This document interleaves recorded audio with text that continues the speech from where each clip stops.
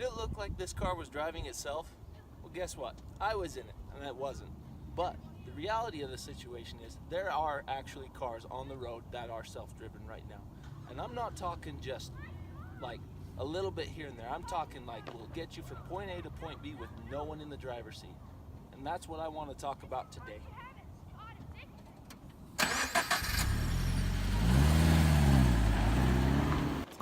For the longest time now, people have dreamt of having a fully automated vehicle. A car that could drive itself from place to place safely without anyone in the driver's seat. But because technology wasn't advanced enough, they didn't always have this ability. It was more of a pipe dream. But due to advances in technology, we now have seen this pipe dream become a reality. There are companies out there that actually have cars on the road that are fully self-driven. Companies such as Waymo, Tesla, and Uber. Now, with these companies, and at the beginning of this new era of transportation, there's a question I want to ask. First off, what's the big deal with these fully automated vehicles?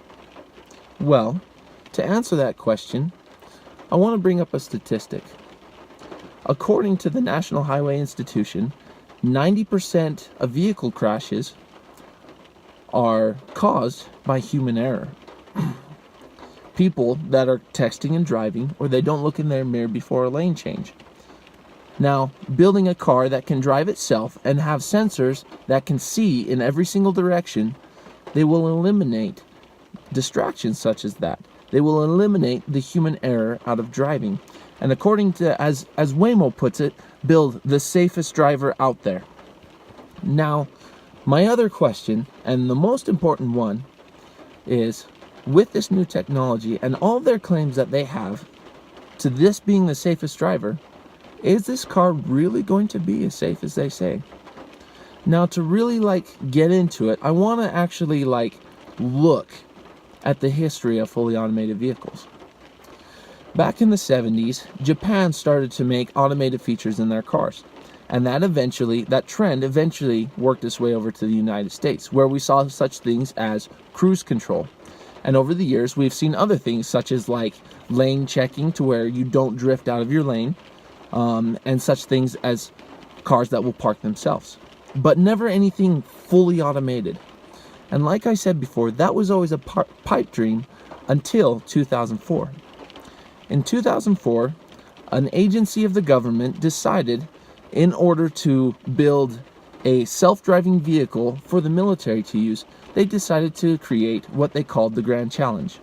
Now, this agency's name was the Defense Advanced Research Projects Agency, or DARPA for short.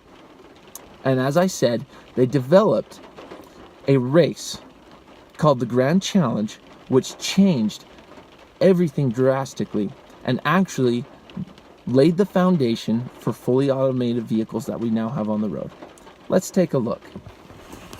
The DARPA Grand Challenge was first developed in 2004 as a way of developing a self-driven vehicle for the military that could traverse rough terrain in a reasonable amount of time. The race itself consisted of a trek of 145 miles through the Mojave Desert with waypoints all along the way. Contestants were given 10 hours to complete the course but weren't given the waypoints until 2 hours before starting. The prize for first place was $1 million. That first year, no one completed the course. The second year, the prize was $2 million, but this time, 5 teams crossed the finish line. The first one being Stanley, a Volkswagen Touareg from Stanford University. The technology that Stanley used to navigate the course consisted of GPS, a high-resolution colored camera, radar, and LiDAR, a form of object and range detection using lasers.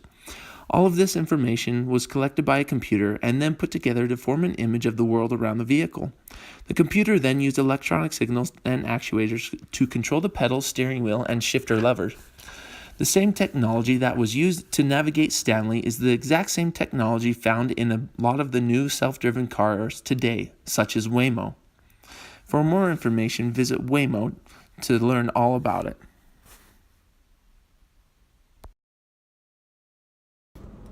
Now that you're kind of familiar about the technologies that are in these cars, I want to talk about why they're not as safe as manufacturers claim them to be. See, the thing is, these cars are run by a computer, and a computer will only do what it's programmed to do. Now, if these self-driving vehicles find themselves in a situation that they haven't been programmed to do, they might come to a complete stop and just sit there until something is figured out. Or they might go crazy and like run off the road. Who knows? The first one is more likely than not. But the thing is, if me and you were to find ourselves in a situation that we had never found ourselves in before, we could look around, assess the situation, make a decision, and navigate safely out of it. An example of this happened in Vegas when a self-driving bus was driving down the road when someone else started to back up. Now the bus, seeing this, slowed down and came to a stop, exactly what it was programmed to do. But it wasn't programmed to do anything after that point. And this other driver, backing up, didn't see the bus and continued to back up until he hit the bus. Now, if you and I were in that situation, we may have stopped, gone around the guy, or backed up a little bit to let him have room. Now, that's just one example. But the thing is, there's other things that can happen, like electronic failures. Now, most of the time, electronic failure, like if a sensor fails or your gauge quits reading or something like that, usually the car will know, and usually it can navigate its way safely somewhere. But sometimes electronic failures are hard to find, and sometimes those failures can cost someone their life. An example of this happened down in Florida when a guy test driving a Tesla down the road had it on self-pilot mode. The car ended up running into the trailer of a semi, thinking that it was open sky. That was an example of system failure. Another example of this happened in Arizona recently. You may have heard about this one.